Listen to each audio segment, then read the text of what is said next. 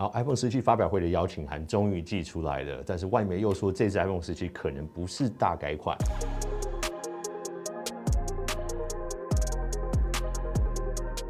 嘿，老朋友，大家都应该看到，现在苹果官网有发出这个邀请函的 logo 哦。那每一年这个 logo 大家都能猜出一些端倪在里面。那虽然在猜的当下不一定猜得准，但事后来验证的时候，仿佛苹果都有透露些什么。在我们快速分析一下今年可能会有什么产品发表，那再来也会提到一个外媒讲到的新闻哦，为什么 iPhone 17今年可能还不是大改款？那为什么再来几年苹果每一年都要有非常大的更新？那首先还是要讲爆料相关的影片哦，这些就是收集网络上的消息，或者有一些是我们自己得到观众自己私下分享给我们的。那如果你看这些新闻是想要看到它苹果正式发表的规格的话，就记得等苹果的正式新闻稿。OK， 那我们直接开始吧。好，那首先先来看这个邀请函上面到底是有什么秘密。然后我们看一下这个动画官网上面，它就是循环的这个颜色，有蓝色、黄橘色啊，还有中间渐层的颜色，它非常一体状的这种方式在循环。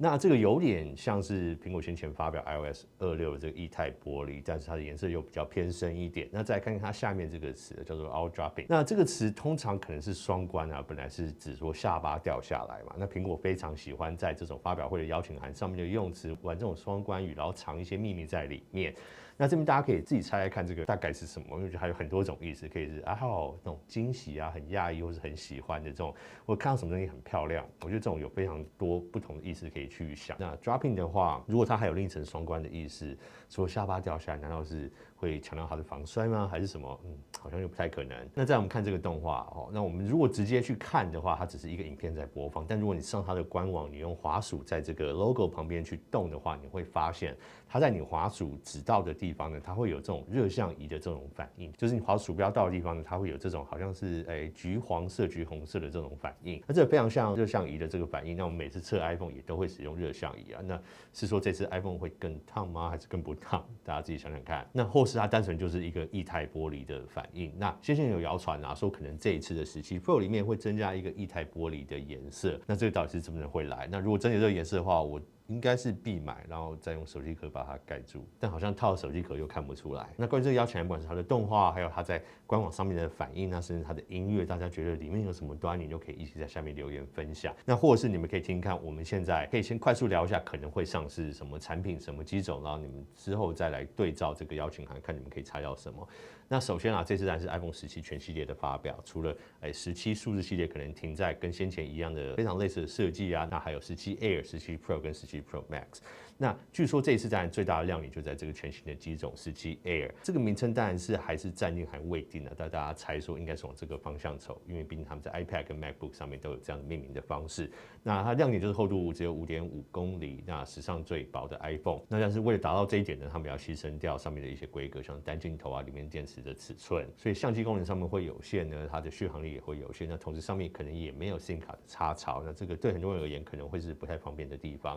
那其他的 Pro 系列呢，据说可能在 Pro 或者可能只有 Pro Max 上面，它的长焦镜头会增大到最多到8倍。那这边是用这个内变焦的方式呢，还是用什么方式去达到？这个还不确定。那这个是不是只有 Pro Max 这种会拥有呢？我们也会持续在追踪这个新闻，然后最后如果再有得到什么新消息的话，会跟大家分享。那再来的话就是 Apple Watch Ultra 3这次终于会推出，那他们据说可能会增加这个卫星求救的功能，但这个功能可能目前可能在 Apple Watch 11上面就还先没有。那其他就是预期的这些规格上面、处理器上面的更新。那另外一大亮点可能是 AirPods Pro 的第3代，除了它的外形可能有点更改啊，可能追寻现在 AirPods 4的设计之外，那可能心率侦测，像我们在 Beats 新耳机上面看到的这个新功能也会增加到 AirPods Pro 3上面。那大致上我们所理解的新发表的产品应该是在这一些，那还不会发表什么产品呢？像我们很多人在期待的 M5 的 MacBook Pro 啊 Mac Pro， 他们通常都不会在9月发表。那如果真的会的话，可能是在10月底左右或11月会再有一个发表会。那另外有人期待这个新版的 HomePod， 那 HomePod Touch 这个可能也不会在现在发表，那最顶多可能会看到 HomePod Mini 的小改版。那这个我们先前有透露出他们有这个序号也流出来。那另外有人期待的 AirPods Max 真正的大改版，现在他们说最快可能也要等到2027年。那其他如果有10月发表会的话，可能像是他们说 iPad Pro 啊、AirTag 第2代啊、新的 Apple TV， 那 Vision Pro 第2代，然后 HomePod Mini 可能都要等到10月发表会我们才会看到。所以目前快速的推论啊，这次9月的发表会，在9月9号，重点会是4款新 iPhone、3款新的 Apple Watch， 那可能会有 AirPods Pro 的第3代。那当然，在台湾时间的9月10号凌晨，我们这边也会一起跟大家来看这个直播。那我们这边也会开个直播的这个观赏会，大家可以一起来聊天，一起来玩，我们也会做一些简单的翻译。OK， 好，那下一个非常大的新闻就是现在外媒彭博社报道出来说，苹果在每一年在未来的3年都会针对 iPhone 做一个非常大的改版，不会像过往几年一样，可能非常多年才做一次更新，然后一样的设计沿用非常多年。那所以代表说，今年的 iPhone 可能不会是真正的大改版。那为什么会有这样的看法？我们将来快速分析一下外媒的说法。那他们说的3年呢，我们就从今年2025年到2026年跟2027年开始。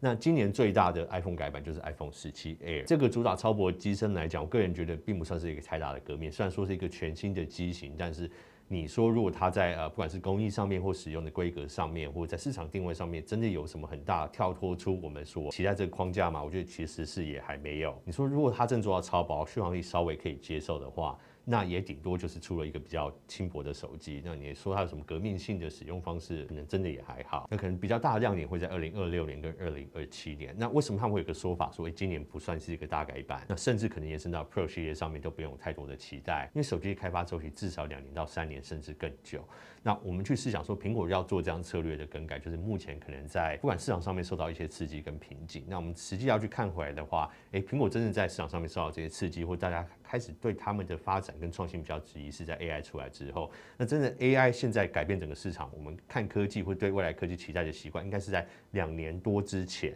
那以这个周期去算起来的话，苹果应该还没有那么快在今年就针对2年前受到的冲击，在他们产品线上做出太大的改变。那这当然也不是空说啊，我们看到苹果在 AI 上面的发表，真正开始去提到 AI 也是从去年才开始。那去年中开始发表出来的 AI， 在开发者大会他们大肆宣传啊，好像他们 AI 已经布局很久，有很多的功能，那大家非常期待，想要让大家看到说，其实他们这个方面有做到非常好的准备。但是事后验证，我们事实看起来的话，其实是没有。去年很多发布出来的东西，后来不止说新闻有报道出来说他们内部完全没有准备好，甚至在发表会上面讲这些功能，实际在内部上面都还没有做真正的验证。那甚至当时的 Siri Team 在他们讲出这个 AI Siri 的时候，完全不了解说，原来他们的 Siri 可以做到这个程度。我们从现在再往回去看的话，那这个新闻应该不是空穴来风，因为到目前为止，这些 AI Siri 的功能都完全还没有上线。那以这样的反应看起来的话，应该蛮明显看得出来，苹果不是在非常早，可能在3年前、4年前就开始做这样的规划。那很有可能正是在 AI 上面受到冲击之后，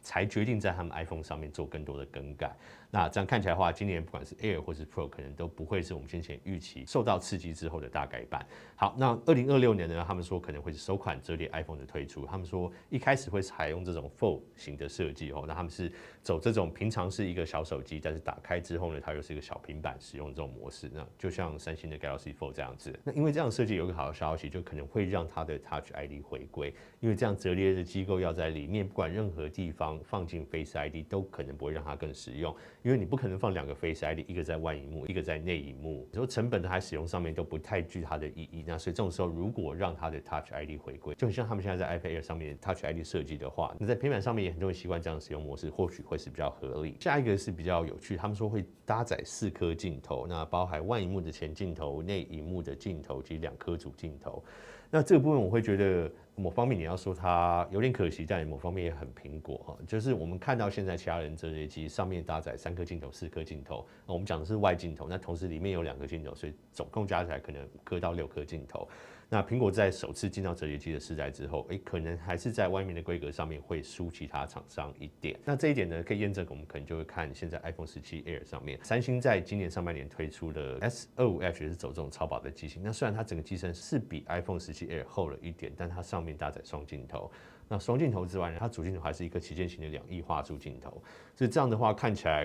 如果苹果进到折叠机，他们在规格上面还是在落后人家1到2个世代，好像也真的是还蛮苹果的做法。但这边说它的亮点可能是无折痕的内萤幕，那他们说会采用雷射钻孔金属支撑板的技术来让它达到没有折痕。那这一点呢，我觉得就要来观望一下。那怎么观望呢？我觉得明年大约也是7、8月的时候，三星会推出他们的折叠机种。那因为现在折叠机的这个萤幕做的最先进、做的最好的应该就是三星。那苹果应该没有意外的，也是跟三星去取得这样的零件。那会不会明年三星在他们7月的时候发表的折叠机就先达到这个技术？那如果他们做得到，然后这样技术可以达到苹果要量产的量的话，那我觉得这比较有可能在 iPhone 折叠机上面看到这样的技术。好，那再下一个就是2027年，也是一个大改版，他们说是 iPhone20周年的纪念版。那整规格上面，他们这边只有说采用全曲面玻璃机身的设计，带来没有边框、没有开孔的沉浸式体验。那没有边框，意思说它的萤幕会完全包覆在外面嘛？这样的设计，我们现在在一些概念机上面有看到。那没有开孔的设计，代表说他们终于可以把 Face ID 隐藏在萤幕下面了吗？还是会像先前那种延伸式的那种折叠手机它是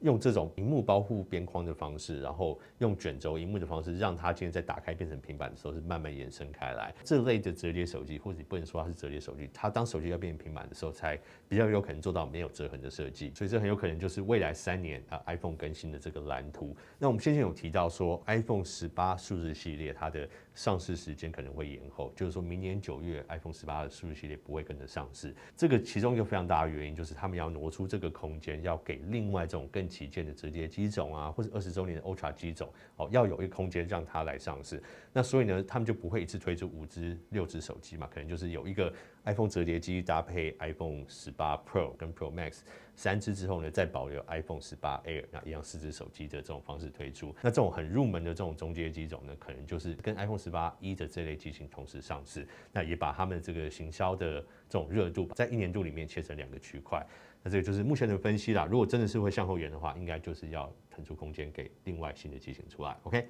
好，那我们再在这个发表会也会有更多的消息针对里面的产品再做更多的报道跟分析。那大家对这内容有什么想法，也可以在下面一起留言讨论。那也可以加入我们 iPhone 讨论群组一起来参与。OK， 好，那我们今天影片就上到这边，我是 Bill， 我们下次影片见，拜。